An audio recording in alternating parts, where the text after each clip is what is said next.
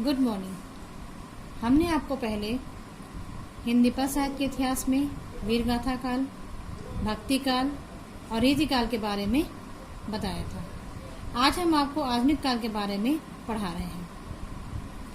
हिंदी साहित्य का आधुनिक काल अधिकतर विद्वानों ने सन 1900 ईस्वी से माना है।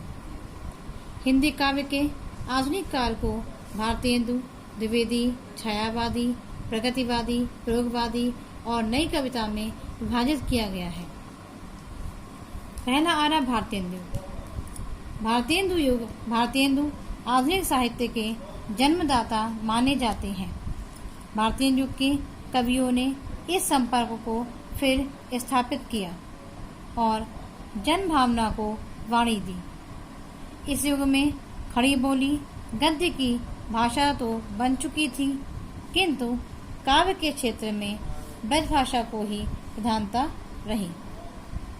गद्य के क्षेत्र में जहाँ नाटक, उपन्यास, कहानी, निबंध और आलोचना का विकास हुआ, भारतेंदु जी के अतिरिक्त इस युग के कवियों में प्रताप नारायण मिश्र, बद्रीनारायण चौधरी, अंबिका दत्त व्यास और लाला सीताराम आदि थे। द्विवेदी युग। द्विवेदी जी के अवतरित होते ही खड़ी बोली का आंदोलन बड़े जोर से चला।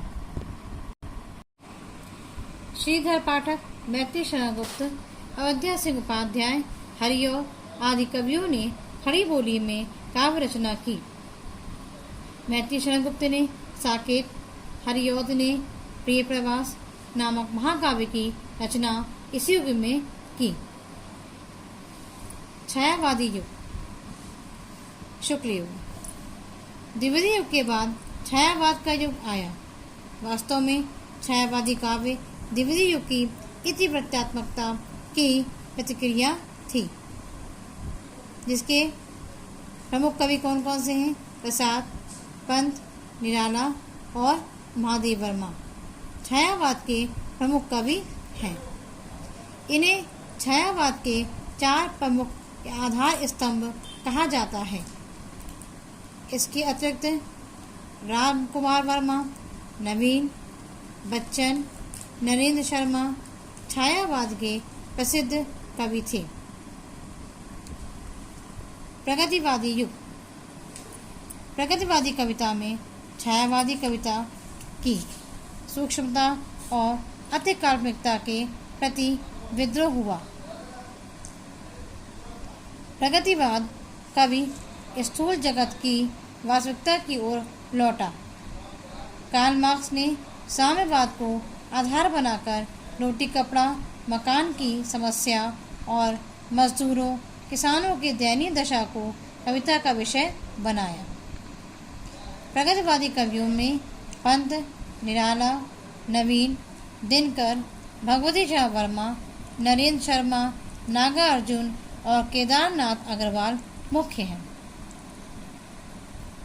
प्रयोगवादी युग।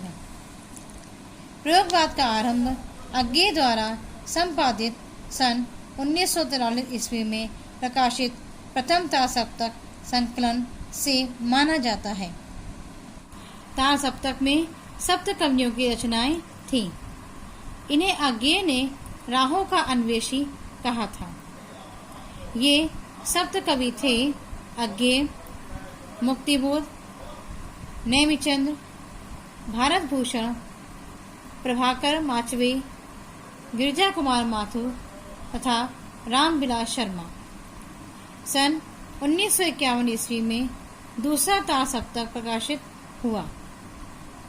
सन 1953 ईस्वी में तीसरा तार सप्तक भी प्रकाशित हुआ। कुछ प्रयोगवादी कवियों के कविता संग्रह भी प्रकाशित हुए। अज्ञेय द्वारा रचित हरी घास पर क्षण भर, सुनहरे शैवाल, आंगन के पार द्वार, भवानी प्रसाद मिश्र कृत गीत फरोश, खुशबू के शिलालेख आदि। नई कविता का युग। प्रयोगवादी काव्यधारा विकसित होकर नई कविता के रूप में आई।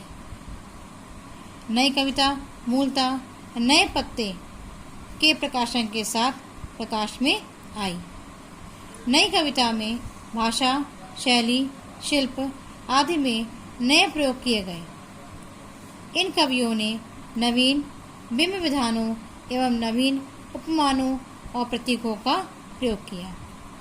इन प्रयोगों के कारण ही इसे प्रयोगवादी कविता कहा गया। इस धारा के मुख्य कवि अज्ञेय, गिरिजा कुमार माथुर, गजानन माधव मुक्तिबोध, भवानी प्रसाद मिश्र और रामविलास शर्मा जी हैं। ये हमने आपको हिंदी पद साहित्य के इतिहास के बारे में संक्षेप में हमने आपको इसका वर्णन किया है। अब हम आगे अगले वीडियो में आपको हिंदी गद्य में जो विधाएं हैं उनके बारे में बताएंगे।